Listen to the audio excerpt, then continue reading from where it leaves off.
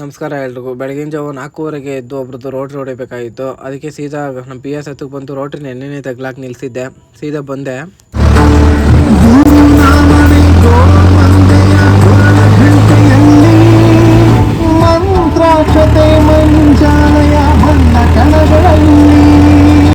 Bunk ಬಂದು 2,000 ರೂಪಾಯಿ diesel ಹಾಕ್ಸ್ಕೊಂಡು ಸೀದಾ ರೋಟಿ ಹೊಡೆ ಜಾಗಕ್ಕೆ ಬಂದೆ.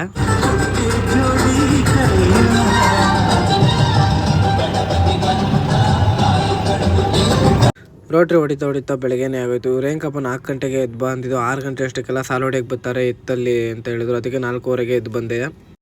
ಇದು ಬಂದು 4 ತುಂಡನೂ ದೊಡ್ಡವೇ. ಇವನ್ನೆಲ್ಲ ಹೊಡ್ಕೊಂಡು ಅಲ್ಲಿಂದ ಸೀದಾ ನಾನು ಮನೆ ಕಡೆ ಬಂದೆ.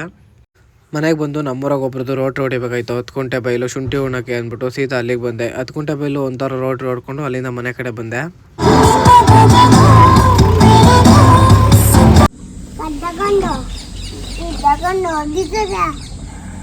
ಗೊತ್ತಿಲ್ಲ ನಿಮ್ಗೆ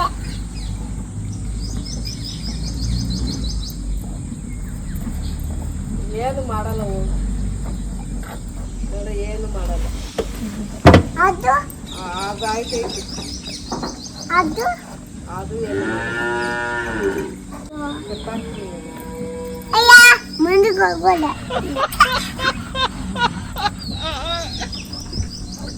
ನಮ್ಮ ಟ್ರ್ಯಾಕ್ಟರ್ ಬಂತು. ಅದ್ರಾಗ 5 ನೆಗ್ಲಿತ್ತು. 5 ನೆಗ್ಲು ಬಿಚ್ಚಾಕಿ 1 ನೆಗ್ಲು ಹಾಕಿದ್ರೆ ಒಬ್ರದ್ದು 1 ನೆಗ್ಲು ಹೊಡೆದಿತ್ತು ಅಂದ್ಬಿಟ್ಟು ಸೀದಾ ಅಲ್ಲಿಗೆ ಬಂದರೆ 1 ನೆಗ್ಲೆಲ್ಲ ಹೊಡ್ಕೊಂಡು ಅಲ್ಲಿಂದ ಸೀದಾ ಮನೆ ಕಡೆ ಬಂದರೆ. ಮನೆ ಬಂದು ನಮ್ಮ ಯುವ ಕಡೆಗೆ ನೆನ್ನೆ 5 ನೆಗ್ಲಾಕ್ ನಿಲ್ಸಿದ್ದೆ. ಏನು ಚೇಂಜ್ ಮಾಡಿರಲಿಲ್ಲ. ಅದಕ್ಕೆ ಒಬ್ರದ್ದು 5 ನೆಗ್ಲು ಹೊಡೆದಿತ್ತು ಜೋಳ ಚೆಲ್ಲಕ್ಕೆ ಅಂದ್ಬಿಟ್ಟು ಸೀದಾ ಅಲ್ಲಿಗೆ ಬಂದೆ. ಒಂದು 2 ಕುಂಟೆ 5 ನೆಗ್ಲು 2 ಥರ ಹೊಡ್ಕೊಂಡು ಅಲ್ಲಿಂದ ಮನೆ ಕಡೆ ಬಂದೆ ನಾನು. ಇವತ್ತು ನಮ್ಮ ಪಕ್ಕದೂರ ಕರ್ಗ ಇತ್ತು ಅಂದ್ಬಿಟ್ಟು ನಮ್ಮ ಹುಡುಗರೆಲ್ಲ ಸೀದಾ ಅಲ್ಲಿಗೆ ಬಂದರೆ.